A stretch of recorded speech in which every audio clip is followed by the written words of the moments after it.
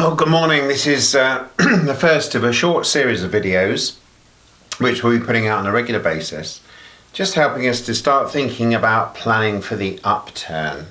So this has been an exceptionally difficult period and continues to be challenging. I'm recording this video on Tuesday morning and the news is a little bit brighter. We're seeing the Chinese economy starting to get back reasonably strongly towards normal.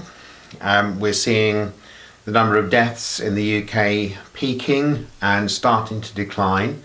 Early days, but a good sign. So markets are feeling a bit brighter, investors are feeling a bit brighter, and economic indicators are suggesting that perhaps we may be heading for more of a V-shape situation rather than the worry that people had of an L shape. In other words, a V-shape, a very steep decline followed by a quite steep incline or return to something approaching normal, as opposed to a very steep decline and then being stuck in that period for quite some time, the depression. So things looking a little brighter, but the days will unfold, news will unfold, and we'll continue to keep you updated as we analyse and look at what's happening across the world economy over the course of the coming days. But as we sit here today, some things have occurred to me that perhaps we need to be thinking about whilst we are in this situation now, so that we are ready and our businesses are ready for the upturn when it comes. We've found, generally speaking, that businesses mostly have fallen into three groups as they've entered this very difficult period. There are a group of businesses which have actually found themselves extremely busy, so particularly in the food industry, but there are others too, that have found themselves with high demand as a result of the situation that we're facing currently. Particularly if you're in a market that supplies essential goods or services to people, then demand has risen, and that's brought its own challenges around staffing and resources, etc. And then the second group are those which have suffered quite a significant decline in business, and in some cases a complete decline in business down to zero. So there are those businesses that have had to pretty much mothball themselves and lay off workers on furlough and pretty much close the business down for a period of time. And there are those businesses that have just kept a very small staff and they're just keeping things ticking over at a very low level. That's the second group. And then the third group are those businesses that are not particularly affected directly by the current situation. So maybe they supply the public sector that are carrying on as usual, Ministry of Defence or other public sector organisations that are continuing to want their products and services. Although even then, they're impacted by perhaps staff sicknesses, issues with staff not wanting to come to work and those kinds of things. So that just seems to be the general landscape. We're trying to look forward and say what's likely to happen as things start to ease. It looks to me as though we won't see just a sudden return to normal. It'll be a gradual thing, that the restrictions we're currently under will just gradually come off bit at a time, and it'll be a gradual return. But as that happens, what's likely to happen to the economy?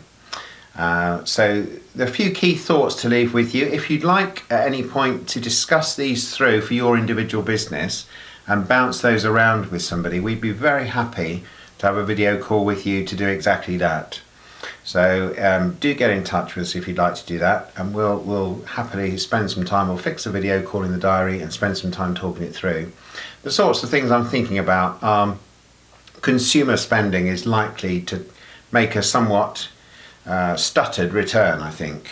Some workers have been laid off and have been on reduced incomes. There will be some, sadly, they'll be redundant completely and have no income or just welfare. So those people will not be spending as much in the coming months, even when the restrictions get lifted. So that's something to think about. If you're selling to groups of individuals that are likely to be impacted in that way, then that will probably have a lasting impact for some months on the business. So that's one thing. The social distancing and so on, will that affect your business? Are you a business that in usual times your business would involve a lot of close contact with people? Might that be a continuing problem for some time? And how might you be able to adjust in the light of that? Think about consumer habits changing. So online is an obvious one where people have had to go online to do things, not just purchase things, although that's definitely one, but also what we're doing now. So will more meetings and other things happen through these sorts of media rather than the traditional meeting face to face? How would that impact you and how can you gear up your business to allow for that and to offer that to customers? And then capital purchases, will that change? Will people make the same level of capital purchases that they have done historically? That will imply how will the construction industry look as we start to come out of this? If you're an area that involves a lot of government investment, will that have to change because government spending priorities will have to change to cover the cost of this epidemic? And so will your business be impacted by government changes in reallocating funds for projects that would otherwise have gone ahead? Another thing to be thinking about. Supply chains. Will supply chains change for good? We've seen over the last 10, 20 years globalization in a way never seen before, where supply chains are linked all over the world and reliant on economies all over the world. And we've seen the huge disruption to that as a result of the current crisis. Will businesses think actually those supply chains are not robust enough? Perhaps we need to rethink the way that we supply ourselves with goods and services and resources. So will that be something? And international travel, those kinds of things, will those be impacted in the longer term, not just in the short term? And then investment into the business. How will that affect investors who potentially might invest in businesses, or indeed lenders who might lend money to businesses? What might the impact of the current situation be in terms of lenders being more cautious perhaps around lending decisions? Those sorts of things to think about too. And finally, just how interest rates and inflation will go once this period is over.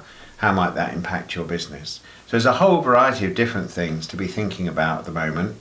And if you'd like to just get in touch and have a chat through those and just start to plan for the future, we'd be delighted to do that with you.